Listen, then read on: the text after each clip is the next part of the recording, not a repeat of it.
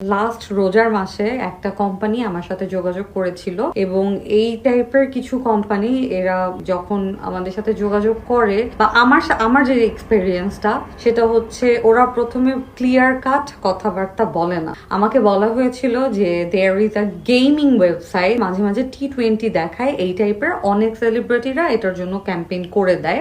অনেক টিভিসি আমাকে মানে ওভিসি আমাকে দেখালো। তো দেখানোর পরে আমি ওদের কাছে বারবার জানতে চেয়েছিলাম আচ্ছা তো এই সাইটটা ওরা কিসের কাজ করবে। তখন বললো আপু শুধুমাত্র যে T20 সময় খেলা হয় না ওই খেলাগুলো দেখায়, বিভিন্ন টাইপের গেম দেখায়।